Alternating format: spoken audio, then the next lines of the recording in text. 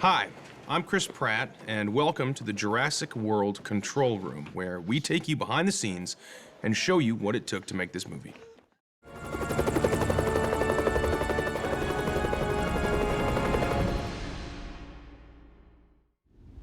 There's an American Navy man here, part of a research program one of my companies is running.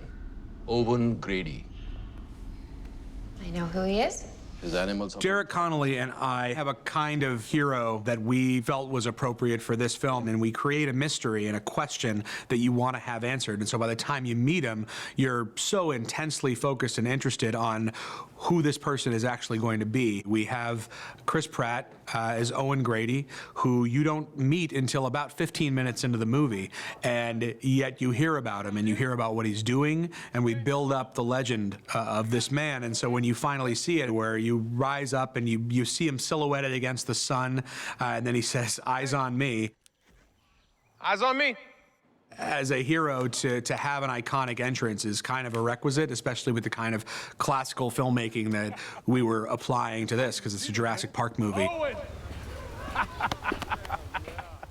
Just wants to teach people some humility. You know, Owen is an animal trainer, so I started in my research process just talking to people who train vicious animals. There's a guy named Randy Miller out of Big Bear, California. He has a company called Predators in Action, and he trains all kinds of giant animals for simulated attacks in the movies. And so I got to go up to his place in Big Bear. He showed me the ranch, and I got to see him work with these animals. And so some of the finer nuances of controlling the animals and just the techniques, that kind of stuff, I got to see firsthand from a guy who actually does it in real life. So that was one of the ways that I did a little research to try to create an organic bond between man and beast in this movie.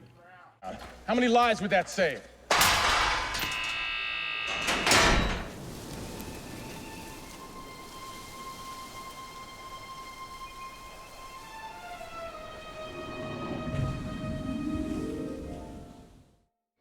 One of the goals with the film was to create a ride that kids and adults could go on and have a very intimate, up-close experience with the dinosaurs. So what was created was the Gyrosphere, and it always was a sphere, and it always moved around in a ball, but it never made sense. Up until the very end, we never really asked the question, how does this work? Like, how does this actually function? And if this was in our real world, what's making this move forward? We kind of reverse engineered it, and we went back to the fundamentals of this ball of glass and a wheel on the bottom that was able to articulate in any direction, and a tire that could, with traction, that would move this thing forward.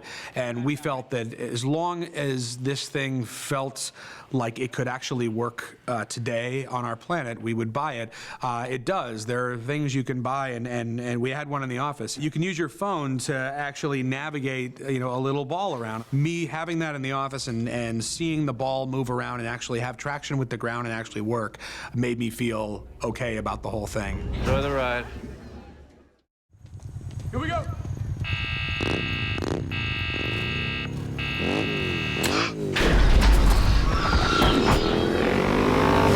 I have a history with motorcycles, and it's not a great history. I fall off them all the time. I've never been a great motorcycle rider. My confidence quickly outgrows my skill, and so I'm tentative for a while, and then I think, oh, I got this, and then I gun it, and then I fall and nearly die. Well, I did a lot of motorcycle training for this movie. It's pretty neat. It's kind of iconic. It's like, I felt like Steve McQueen. I'm riding this old school motorcycle through the woods, in the dark, right at the camera, slowing down and feathering the clutch and like looking up at the camera. I don't know. I never really have felt like a movie star before, but in that moment I came close.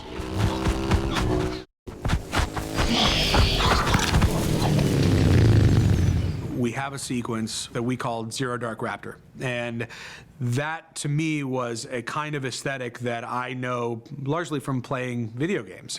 There's a look that we have in Call of Duty of moving forward, looking through a kind of grainy video aesthetic with cameras that have been mounted to the heads of these animals as they track down and kill humans. And we thought it would be as scary as it is for me to play horror video games, to only have the sequence rely on the the perspectives of either the people or the animals that were coming to kill them, which we shot in the jungle in Hawaii.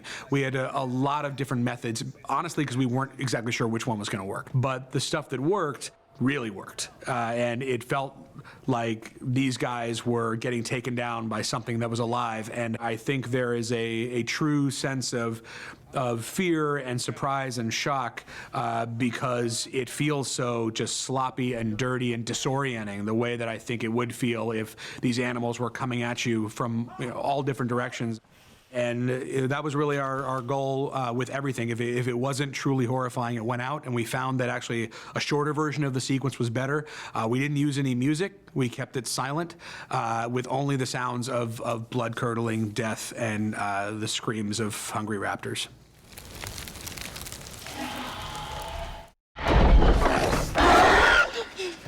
The final sequence was not one that was improvised at all. That was the one time where we actually had to be extremely precise according to a plan that we had worked out months in advance when we did the previs on this sequence. And so using this motion control system, we were able to take our actors through a series of moves that would connect to create long, fluid shots.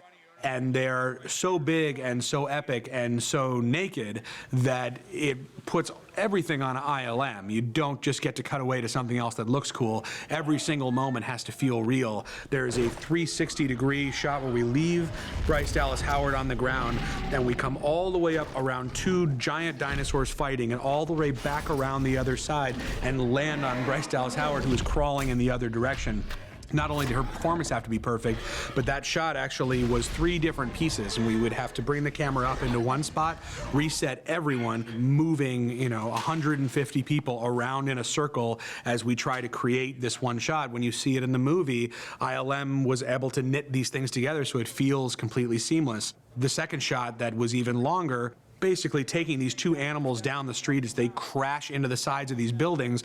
We actually put a camera on the back of a motorcycle and drove the motorcycle inside a building, following our actors, and then back outside the building as the camera leaves them behind and finds the dinosaurs. It was extremely complex, and it's not something that I even entirely understand.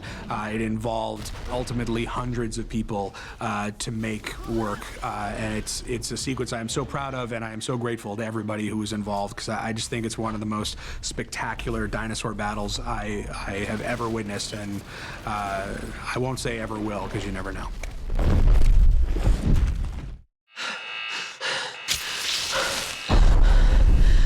Derek Connolly and I had to find a way to do something that would be as visceral and intense and scary and awesome as the ending of Jurassic Park. We learned from Steven Spielberg, and Steven knows better than anyone how to withhold information and to withhold some of the pleasures that exist in the context of a movie until the right moment. And what we knew we had is who I consider both the all-time villain and the all-time hero of Jurassic Park in the Tyrannosaurus Rex. We also needed to combine that with a moment of victory and a brave, heroic move from Claire, who I considered to be the main character of the film, because it's her emotional arc that we're following.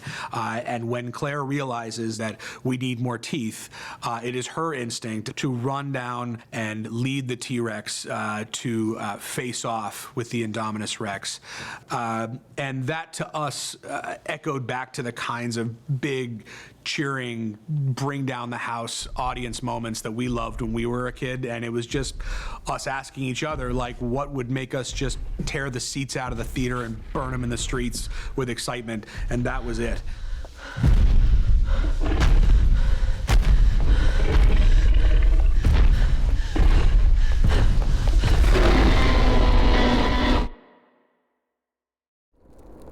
You know, seeing it on screen, it's movie magic. And in the process of making it, there are moments that are very surreal, and you have a lot of fun. But like anything, like a magic act in Las Vegas, it's work. It's work, it's preparation, and to pull it off and to have your audience captivated is the result of thousands of people coming together to you know, make something that's really extraordinary.